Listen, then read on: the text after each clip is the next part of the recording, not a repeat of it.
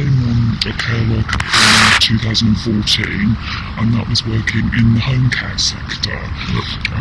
And I had, like a lot of people who enter that, kind of a bit of a very idealistic idea that I'd be somehow assisting little old ladies with their shopping, sitting down having a cup of tea with them, chatting about their day. What I actually saw was like a horror film. It's a 0-hour contract role, and they make a big thing about 0 hours being, affording increased flexibility, and it allows you to live your life. You're not, and it's kind of attractive when you hear it like that, but the reality is completely different, because you need the money for a start. It's only living wage. You need the money, so you will take all the clients you can just to survive. And also, if you do turn down a client or two, there's a favouritism thing in place. So if you do turn down one, I can't do that actually, I can't make it on that Saturday or that Sunday, I've got a commitment, they'll put you to the back of the queue. And then it's almost like they penalise you for that, and then they give the client package to someone else. And the way that it works is you don't generally get more than 45 minutes per client. So you need a lot of clients to get through the day to make enough money. Now 45 minutes for a start, that's not even enough to perform the most basic care function. You've got to clean people, you've got to dress them, you've got to make sure they take their medication. There's not enough time to do even that. There really isn't. And you feel terrible because often they'll be crying, they'll be lonely, they see different people coming in and out all hours of the day and night, they don't know who's coming into their home. And the number of times, I still have it ringing in my ear now, you will come back, won't you? Please come back. And you just have to block it out. You just ignore it. And it's heartbreaking, and you have to then become basically institutionalised or like a zombie or a robot in order to be able to perform the task, because otherwise you just wouldn't be able to do the job at all. So you can't talk to people, you can't sit down and have a cup of tea, you can't ask them about their day. In fact, it's a real rush to even get the work finished before you rush on to your next client, often by foot because you haven't got the money to even get a bus. And the way that it works is you might start your first one at 6:30 in the morning. It's not unusual to be still walking the streets at 9:30 at night, because the way that your thing will happen, you have like 3 clients, then a break of 3 hours, you'll go and sit in a library or something, and then you'll carry on. So from a worker's perspective, it's obviously not sustainable, but plenty of people have to because they have no option to do it. Majority of workers therefore are migrant workers, often from West Africa, often single parent. The training you get is really basic. Anyone can really become a carer. You have to go through security clearance. As long as you can go through that, they're so desperate they will take anyone. So you spend a week in the classroom, maybe 2 weeks. It's about a week.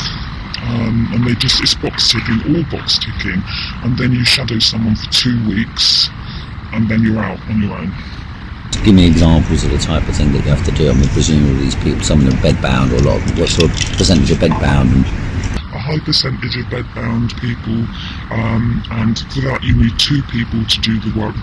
You don't know who, as a worker, you're going to be paired with. I've seen a lot of very aggressive people, manhandling people, shouting at them. I reported a couple. I don't think anything was really much done. So I'll give you an example of one gentleman. He was a stroke victim, and he was very, very poor eyesight. He was nearly blind. And so what the poor man, he was tiny, he was like a little piece of, thread, But what he used to do was he used to spit. Because he was scared, he could probably see looming shadows over him. He didn't know, he didn't speak English. So, what this woman used to do was she used to throw a towel at his face and scream and shout at him and go, "Ugh, you're disgusting, ugh, you're disgusting," like that. And I kind of reported her, but she was still on the job. No one got rid of her. And then she sort of had to go with me for it. I was like, well, what you need to know about these companies is because they have such terrible records. They have these Phoenix companies, so they had such a terrible reputation that they were dissolved. But then what they do is they call them Phoenix companies. They just resurface under a different name and rebranding. So then they became Mayfair Care, and now I think they're called something else again. So they just keep they just keep resurfacing care quality commission, and they're just toothless lions. You know, they say all the right things. I'm not saying they do a disservice, but they're just really inefficient and ineffectual. And what happens with the CQC, the big fault failing about the CQC is this. What I know about them, they don't make unannounced inspections. Maybe they do, but when I went to work in a care home, they all knew when the CQC was coming. So they would go around and they would stock up on wipes and pads and all this stuff. They'd make sure the place was really, everyone was dressed and everyone was happy anyway. And then the care home itself is an absolute bloody disgrace. It was like something out of a horror film. And it's not something I would wish on anybody, but if anybody really wanted to do their own investigating and their own research, it would be very, very easy indeed to get a role in one of those places, very easy, and go in undercover. And to be honest with you, that's something I regret. I wish I'd gone in with a camera, I really do, with my phone or something, and I didn't, because I needed the role. But I thought it was going to be better working in a care home, because I thought I'll be under one roof, it's going to be safer for a start, it's probably going to be a bit nicer, and when you walk in it does look really nice. Like for instance, that was a good care home in a good part of London, bearing in mind it had a CQC rating of good, and when you walk in, you know, it's really nice and clean, it's nice and bright, there's a little cafe area there and a piano in the corner, and you think, oh, this looks alright, you know, if I ever needed to be in a care home, I'd quite like to be here, this is really nice. Wrong, because that's all like fur coat and no knickers, because behind the scene, it's a different story completely. It's like Hellraiser or something. I can't even tell you, it's like a fever dream. It's not like reality in these places behind the scenes. You have levels like Dante's Circle of Hell. You have the higher level where people are more compos mentis, relatively so, and that's a bit nicer and a bit bright and a bit jolly-ish. Still not great, but it's alright. Then the lower down you go, the more labour intensive, the worse it becomes, until eventually you end up with an end-of-life room. It's horrific. Even that is horrific. It's inhuman. Yeah, so you'd have like a sort of brighter place where people are mobile, say, and they're a little bit, they've got a bit of dementia, but they're still okay, they can still get around, they can walk a little. So in each level you'd probably have about 12, roughly, yeah? I think that one that I was in, the overall capacity was something like 160 or something like that, maybe less. I can't tell you exactly, but I can find the figures for you if you want to know. But then, yeah, as you go down, and then the more labour intensive it becomes, the kind of worse it is. I think because you only ever have like maybe 2 or 3 maximum staff on each floor, and they were working 12-hour shifts with a 20-minute break, and that is it. You know, so you can only imagine if you're having to hoist and everything else, it's just impossible. Generally women who aren't very big women, having to deal with, like, you know, obese patients, hoisting them and all that sort of stuff. You know, just really horrific. And then you get to the bottom, which was like where the very, very seriously incapacitated people were and the very seriously ill ones were. And then there'd be one room called the end-of-life room. Yeah, basically, patients were just there, residents were just there. But you'd just, you know, you'd be with them, but you just had to like moisturise their lips, because they couldn't take food or drink anymore. No, they couldn't take all the... That's what they told us. They said because their bodies can't absorb drink or food anymore. But if they're going to die anyway, what's the difference? Unless they're saying they're going to suddenly splatter to death. While I was there, I was asked about, well, one patient used to ask me daily to kill him, like Patrick, and he was a stroke patient, lovely man, like, didn't have any nearest or dearest to look after him, and we'd go in every day. He was a stroke victim, but I think he was still quite there. But his condition, before I started there, his condition had already started deteriorating, so when I started there, he was on like the lower level, and I'd go in and I'd clean him and everything, and he'd just go to me, kill me now, just kill me, get the pillow and do it.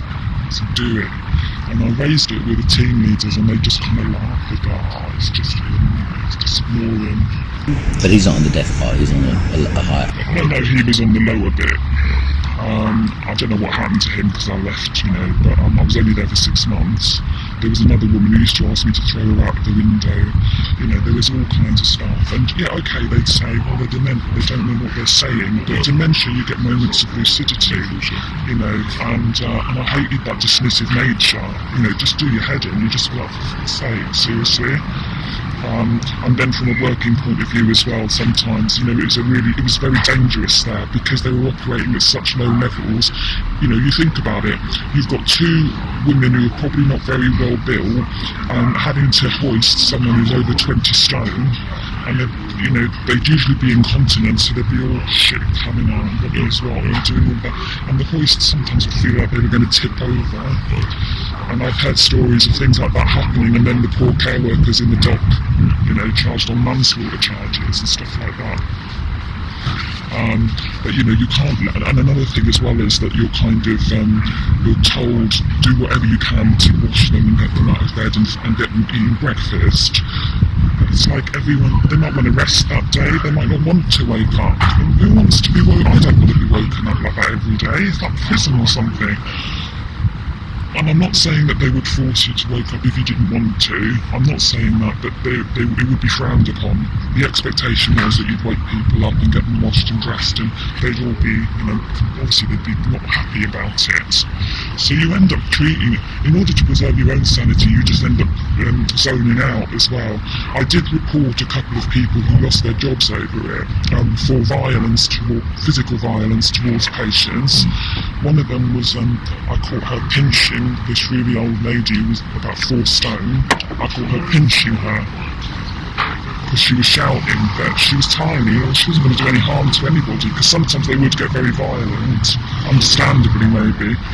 And she was an agency worker, and then I actually saw another one crouching down when we were both cleaning a bariatric resident, and she actually bent down, crouched down. I looked over and she actually had her teeth on the person's forearm. She was. So it's really strange. So it just makes you wonder what kind of people they're getting in. I heard as well that an awful lot of people there are operating on false papers and things as well. So that would question, actually what their backgrounds really are. I've got nothing against anyone wanting to get a job and all the rest of it. But then surely if you can't or won't perform really proper checks, i.e. if someone's working with false papers, then again, how can anyone be trusted with somebody's life, a human life? And how long do you think most of the patients are staying in these care homes and will be checked out again? So obviously I wasn't there long enough to see much. Is any of the caring designed to improve their condition, or is it just maintenance? Or Right, okay, so they make a big thing about having activities and things like this, and if you go in, there's all these posters on the wall, every day there's an activity. They'll have hairdressers and things like that, but then a really sad thing, one woman, I wanted to take her to have her hair done, but she was poor, she didn't have any money, so I took her to the hairdressers, managed to coax her and convince her to go. It was only about £8, and they said, sorry, we're not doing it, she hasn't got the money. And I ended up paying for it anyway myself out of my own pocket. And you'd find that with some of the good carers, because there were plenty of good ones as well, but we would end up bringing in clothes and things from home, and bringing in treats for the residents, because they just weren't really supplied by the care home. So in terms of holistic care, in theory and on paper, in theory they can access activities. They don't really go out or anything, no, not really. But in practice, if you've only got, you can think of yourself. If you've got 2 people, right, and 12 bedbound people covering a 12-hour shift, and in that 12 hours you have to wash, dress, feed, change again probably, and then feed again, and then wash, and then change, and then put in bed, and you're not going to have time, are you, to do anything apart from that? You're just not. They used to employ these people called activity coordinators, but usually they'd only be one on every 12-hour shift for 120 odd, whatever, it was over 100 residents. So anyway, so that'll give you a background and a picture of what it was like pre-COVID. Now, what concerns me, obviously, is at least then, if you were in one of those, if you had loved ones, hopefully you would, or people that cared for you, they would come in and visit you at least, so they'd be able to keep an eye on something. Right. Now, behind closed doors, if they weren't allowed to go in, what the bloody hell was happening over the COVID thing? Right. What was going on then? It's like cleansing, you know, whatever you call it, eugenics. And, you know, to be honest with you, what I would say as well is don't ever find yourself in a care home situation. One bit of advice I would say is if you know anyone who's ever going to be in that situation, even though the home care thing isn't great, I would definitely say go for home care rather than a care home.